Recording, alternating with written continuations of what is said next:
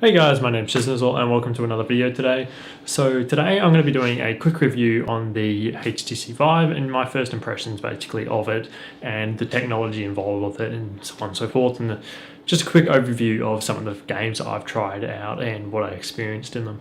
So to start off with, the box is quite lovely and I'll show you the size of the damn box that you get, so just bear with me. Alright. Okay. So as you can quite clearly see, this is a very large box. So if you haven't seen this box before, it obviously comes with the base stations. There's one behind me there. Another one is actually over behind the computer. It also comes with the headset and the controllers, as well as all the included cables, etc. that you need to be able to get this thing up and running. So quite simple really. You get the box in. If you're in Australia like me, you would have got a huge box that had styrofoam packaging to help keep this stable inside and secure, and then obviously you've got this box within that, and what's inside is not that. It is basically spaces for pretty much everything. So the headset itself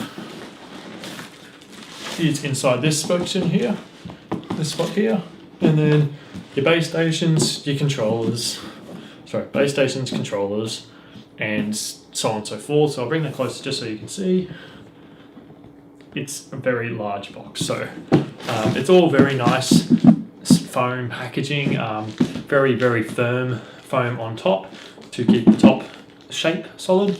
And then underneath that top shape is very, not overly firm, but very stiff, but soft enough so that way it'll absorb lots of impacts. Foam basically to protect the electronics inside. Underneath there is just more space for other things. Where the actual headset goes, it's just a box itself. It's not actually comes out, but yeah. So underneath you've got a space for other etc. things there. So there was basically just the electronics and so on and so forth under here. So it's all quite nice and neat. And it all stacks back together quite perfectly, and there was a small spot for just cables basically. So overall everything was pretty straightforward and easy and simple to get out of the box, so on and so forth, and get access to. Unpacking it all was the more difficult part because unpacking it required a lot of unwrapping, so on and so forth, of all the cables, because they were all in lovely protective sheets to keep everything nice and neat, tidy and separate and protected. And now the box doesn't want to go back together. Alright. So that is the box. Obviously the headset itself here is quite lovely. It's very, very light actually. You'll be very surprised the first time you actually hold one of these. The weight of it, it's not actually heavy. So it's only about half a kilo, which may seem like a lot, but once you've had it on your head and you've been playing for a fair bit, you start to forget about it.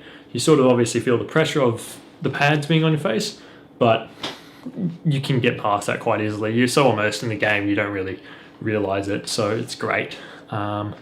Another great thing is the perfect one-to-one tracking. If everything gets set up properly and the way that the Vive wants you to, the controllers track perfectly, one-to-one ratio perfectly within the actual VR itself. So with the headset on, you're absolutely perfectly able to throw the controller up in the air and catch it again, because it's that great. It's very, very, very minimal lag, if there is any at all, between it knowing where it is and the computer then working out where to project that on the Vive's screen. So it's great.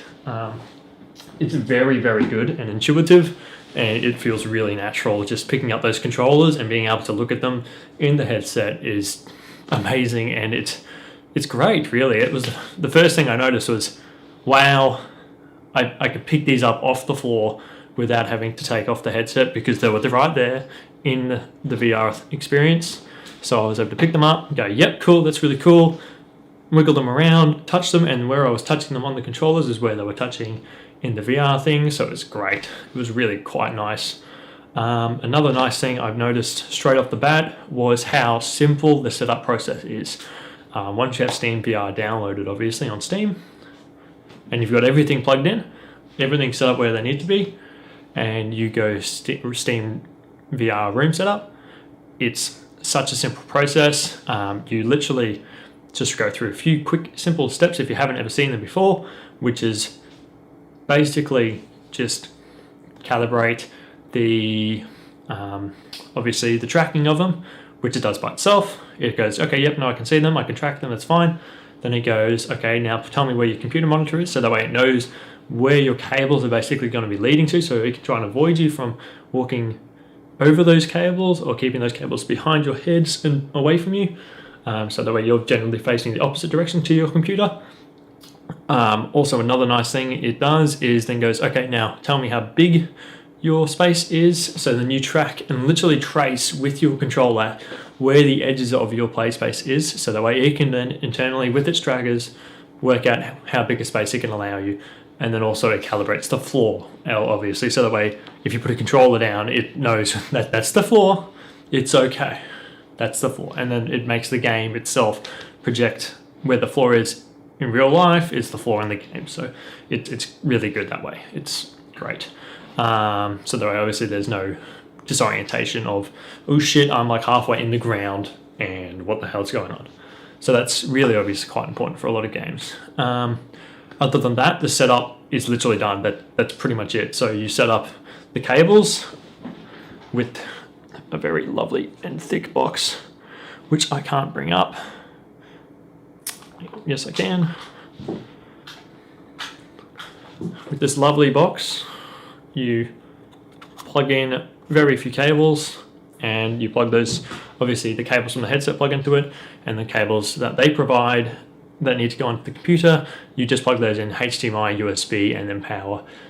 That's basically all you need to plug in into the computer side. The rest comes from the headset, and it just plugs into the box as well. Quite simple, quite easy to set up. I had to buy myself a HDMI to DisplayPort adapter, or DisplayPort HDMI adapter, either way sort of a thing, because I obviously only have one HDMI port on my card. My monitor needed a HDMI port in order to be run, but the headset obviously needed a HDMI port, so I had to make the monitor a DisplayPort cable instead. So yeah, that's really it for setup wise.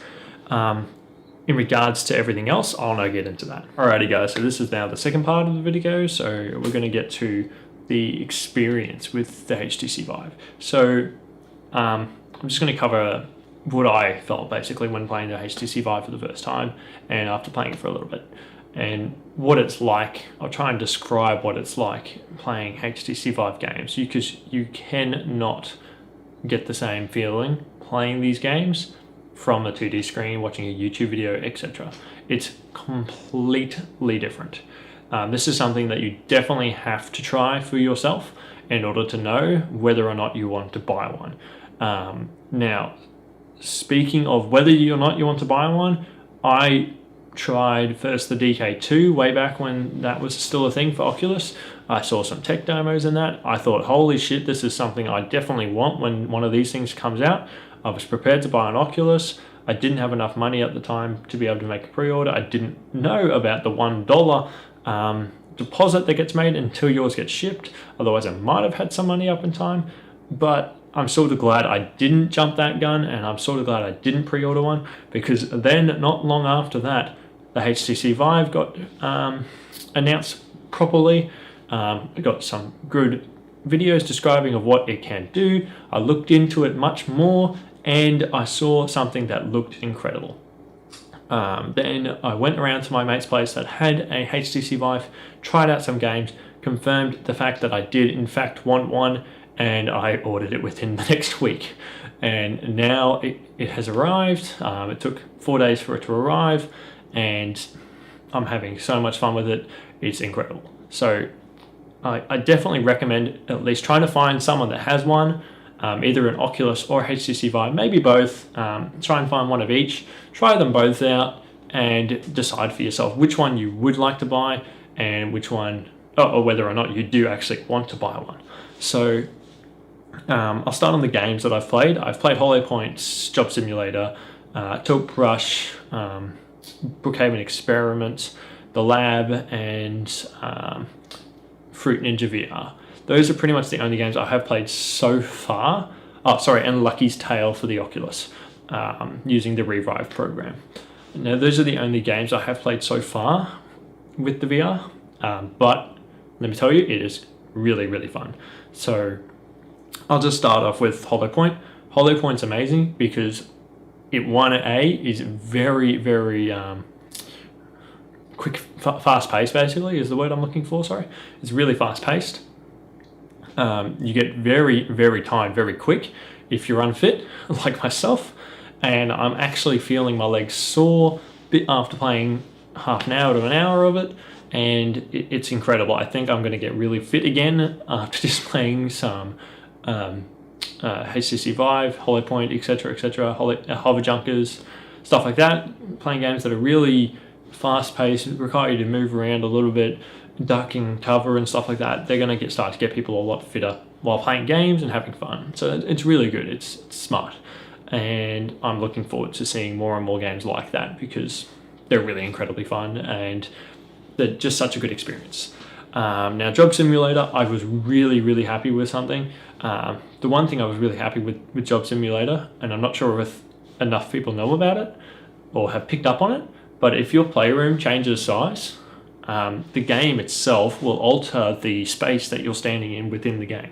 So, for example, on the store clerk version of Job Simulator, you've got like the slushy machine, your fridge, your hot dog stand, your big maximizer thingamajiggy that turns things into larger sizes, the shelf stacking style, the fireworks placement, etc. If you have a smaller play area, it'll try and merge most of those things into one area, and you turn like a dial, and then you make that thing appear depending on what you want. So like say there's a dial with 5 different options, you pick the option and then it'll appear, or it'll pop up. And if you have a bigger play area, they can space that out more. You've got more counter area, you've got more area behind you, etc. So they're able to place those items out and reduce how much is actually on a dial itself. So that way you're able to interact with more without having to turn a dial and wait for that to appear, which is good because it means that the people with bigger play areas obviously have more access to things quickly, but the people who have smaller play areas aren't restricted to what they can access in the game. They just have to wait that 1 second or two to turn a dial, which is fun anyway, because you're inside a game, you're turning a dial with a controller and you're watching things happen around you. So it's fun anyway. So it doesn't really change anything for the game. You can still do everything exactly the same. It just means that one person can walk over somewhere and do something, or the other person can stand sort of still but turn a dial and it appears. So it's really fun and really good. And I thought that was a smart development move. Now, things like Lucky's Tale and the Oculus Rift, that's the only Oculus Rift experience I've done. Really, really happy with it. Did make me feel a little bit motion sick. So I will have a warning to everyone. If you start to get motion sick while playing games, stop. Just stop and take a good break until you stop feeling motion sick, because I play maybe 10-15 minutes of Lucky's Tale. The movement from the camera panning to the side, etc., and my head still moving as well, caused my stomach to get really weirded out, and I felt very sort of motion sick. I had to stop after playing 10 minutes. I could not play anymore, and I was sick for 2 hours. I was like, literally could not stomach food, and I could only really drink a very thin juice or water, and to help calm my stomach down. And I just felt sort of odd the whole entire time afterwards for about 2 hours. I couldn't get to sleep because I was trying to sleep during that 2 hour point. I just had to sit there in bed and wait till the feeling of motion sickness had gone before I was able to even get some sort of sleep. It wasn't the best, but I did play another hour today, and after about 5 minutes of getting into the game, my body adjusted to it again. I could play for the rest of the hour perfectly fine. I finished the game. My head was a little bit weirded out, but that happens after every single Vive game I've played as well. It's just taking off the headset and everything adjusts properly again. So your brain's sort of like, oh, okay, hang on, the space is here now. The realization of not being inside that space, but inside another one, it sort of tricks your brain a little bit. So then you sort of feel a little bit funny in the head. After that point, it cleared perfectly fine. No motion sickness. Was really good. So I think it's just an adjustment thing. You got to get used to it. So I recommend if you start to feel motion sick, stop playing, let it rest, come back to the game, try a little bit longer again. Still feeling motion sick, stop playing, take a rest, come back again after you feel better, so on and so forth. And I'm sure after a while, you'll progressively get much more used to it and your body will be able to adjust to it and you'll be fine to play for hours and hours. That's probably just those types of games that are going to start to make you feel motion sick, is where you're sort of panning in a game, but that's not your actual perspective point, like that you're doing something else off in that corner, but your game's doing this instead. That tricked my brain a little bit and made me feel sick. So the Lucky's Tale camera pans, but you can still look around, obviously. Whereas something like Valkyrie in Oculus is your first person view. You move around with your head to look around, but you're controlling a ship with dials. So it's a cockpit feeling. So your brain sort of knows I'm in a cockpit, it's moving in a ship, in a vehicle, sort of like how when you drive a car. And you're able to look around while you're doing that. No problems at all. The way you're looking doesn't affect which way you're turning, so it's okay. You turn yourself. Whereas the camera sort of makes yourself move. It's probably much better. I haven't tried it myself, so I can't say for sure, but I'm sure that's... I'm more than certain that that's probably going to be a much better experience if you get motion sick than Lucky's Tale or something like that. Now, with Vive games themselves, no motion sickness whatsoever. I had a very small tracking issue at first because I hadn't set my cameras up properly, my base stations that is, because I was still waiting on tripods. And now that I've got them, I no longer have those tracking issues, but when I did have them, now and then I would lose tracking for about a second in my controls on my head, and it would start to like try and readjust. Oh Jesus, if it ever does that, stop playing straight away and try and fix your tracking, because it really does make you feel very sick. You standing still and your head's going woo like this inside the thing, you just instantly go okay, feel funny, and then it might pick up again. You're like, oh, maybe I can continue, but trust me, it's not worth trying to pull out and keep going. Fix your tracking first, move your base stations, just adjust it a little bit, see if that fixes it, have another go. If it's still doing it, try and adjust it even more until they get it fixed. They're not hard to set up. You just got to set them up the way the Vive tells you to, which is tall, looking down at the 45-degree angle sort of a thing, being able to see each other from opposite corners basically, and you should be all right. Make sure there's nothing really blocking them. If there is, use the A to B and sync cable. You should be right then. Other than that, that's pretty much all I've got to say, guys. So thanks guys for watching. Have a nice day, and I'll hope to see you guys in the next video. If there's anything you want to know about the HTC Vive or any VR experience sort of things, let me know. Post them in the comment section. I'll try and make a video on them. If not, I'll address it in the comment section and reply to you and let you know what's going on. Most likely though, I will make a video, and I'll let you know in the comment section anyway that I'll be making a video for that. It just gives me ideas on what you want to know and what you want to see. So thanks guys, have a good one, see you next time.